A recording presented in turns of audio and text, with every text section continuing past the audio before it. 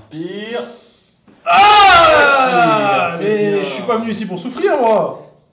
Bon, en vrai, est-ce que les exercices de rééducation que te prescrit ton kiné peuvent être douloureux? On va essayer de répondre à ça aujourd'hui. Je me présente rapidement, je m'appelle Thomas, je suis kinésithérapeute du sport et je vais te donner les clés pour savoir si oui ou non tu peux tolérer de la douleur pendant la rééducation. C'est parti. Déjà, il va falloir comprendre ce que c'est que la douleur. La douleur, c'est quelque chose de protecteur. Elle va te permettre de rester dans une zone qui est plutôt safe lorsque tu prends des risques pour un tissu. Ou du moins, ça c'est ce qu'on pensait avant. Mais en réalité, c'est plus une interprétation du cerveau et c'est un phénomène qui est ultra complexe et multifactoriel. Mais en temps normal, la douleur, elle est là pour te prévenir potentiellement d'un danger. Exemple, il y a une plaque chauffante, je mets ma main dessus, pchit, ça brûle. Immédiatement, j'ai un réflexe où j'enlève ma main parce que la nociception que m'a induit la plaque fait que mon cerveau réagit au quart de tour et enlève la main pour éviter que je me brûle les tissus au niveau des doigts. Donc ça, c'est en conditions normales. La brûlure que tu ressens, elle te protège pour éviter que tu te crames complètement les tissus et qu'ils ne soient plus fonctionnels, qu'ils soient même nécrosés. Lorsque tu te fais mal de manière articulaire ou musculaire, c'est soit que tu as été victime d'un traumatisme, soit que tu en as fait trop par rapport à tes capacités. Lorsque la charge que tu imposes à tes tissus dépasse leur capacité, c'est là où tu prends un risque majeur et c'est là où tu prends le risque de te faire mal. Alors ça ne veut pas forcément dire que tu détruis ton tissu comme on l'a vu avec la brûlure avant, mais par contre ton organisme peut créer de la douleur pour te protéger et t'éviter de remettre trop de contraintes dessus, pour ne pas aller jusque là justement et ne pas détruire le tissu. Malheureusement, une fois que tu t'es fait mal, ton interprétation de la douleur, elle est complètement biaisée.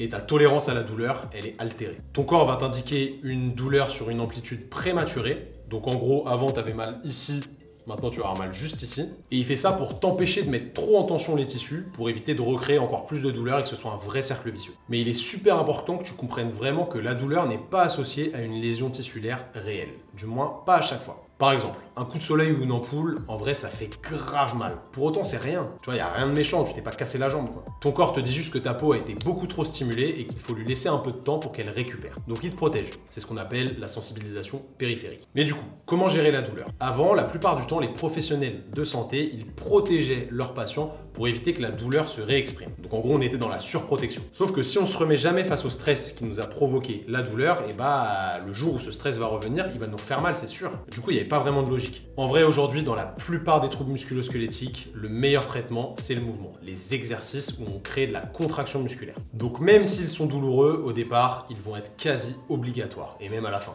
Il va falloir se rapprocher le plus vite possible de l'activité qui a posé problème pour se renforcer vis-à-vis des contraintes qu'elle nous impose. Mais du coup, les exercices, ils doivent faire mal ou pas? Eh ben, on a une grosse étude qui a évalué ça, une étude de Smith qui est parue en 2017, donc ça commence à remonter quand même. Et on s'est rendu compte que si on comparait des groupes de patients qui faisaient des exercices où on provoquait de la douleur versus des groupes de patients où on faisait des exercices sans douleur, à court terme, ça peut paraître un petit peu bizarre ce que je vais te dire, mais ceux qui avaient de la douleur pendant les exercices progressaient plus que les autres. À moyen et long terme, il n'y avait pas de différence. Donc là, on comprend bien qu'en réalité, la douleur lors de la rééducation n'est pas un frein au traitement. Peut-être même au contraire. Alors ça ne veut pas dire que tu dois aller chez le kiné pour qu'il te défonce. Non, évidemment, ça n'aurait pas de sens. Mais on peut clairement accepter de la douleur pendant la réalisation des exercices de rééducation. Je vais te donner notre façon de faire à nous, qui nous est propre encore une fois. Pour moi, tant que tu n'as pas mal la nuit ou le lendemain au réveil qui suit la séance, donc ça veut dire que tu as bien dormi et que tu as bien récupéré, et qu'en plus tu progresses, parce que si tu progresses pas, ça sert juste à rien. Pour moi, la douleur, elle est ok pendant les séances. Et le niveau de douleur, souvent on dit de 0 à 10, 3, 4 sur 10 max, bah en fait ça va vachement dépendre de chacun. Si tu tolères bien la douleur et que tu l'acceptes, on peut monter sur des niveaux assez élevés. Si tu ne la tolères pas du tout, il va falloir baisser. Donc en tant que patient, qu'est-ce que tu dois faire si tu as mal pendant un exercice de rééducation? Il faut que la gêne que tu as pendant la réalisation de cet exercice, elle diminue rapidement après et qu'elle ne perturbe pas la nuit qui suit ta séance. Et en plus de ça, il faut que tu progresses évidemment, que tu te sentes mieux, que tu gagnes en mobilité, en amplitude de mouvement,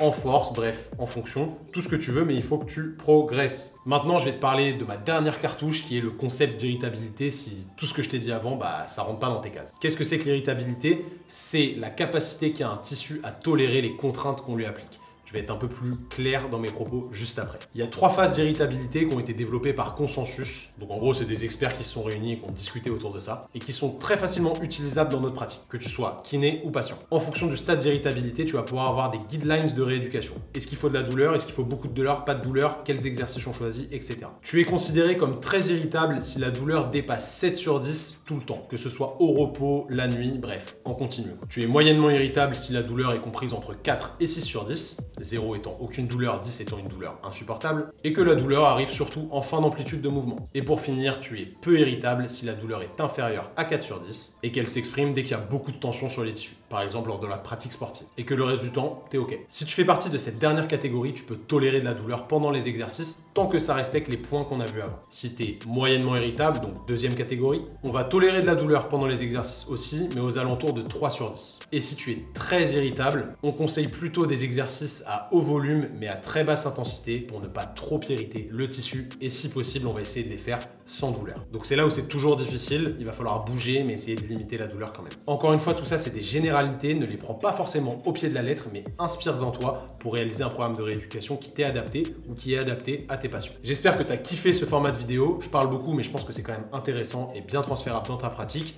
N'hésite pas à liker, mettre un petit pouce bleu, bref, je sais plus ce que c'est sur YouTube en ce moment, ça dépend vachement des moments. Abonne-toi à la vidéo en cliquant sur ma tête juste ici. Dis-nous en commentaire ce que tu en as pensé, ça nous aide à créer plus de contenu adapté à tes envies. En attendant, porte-toi bien, fais tes exercices, bouge, prends soin de tes patients si t'es kiné, et on se dit à la prochaine. Salut!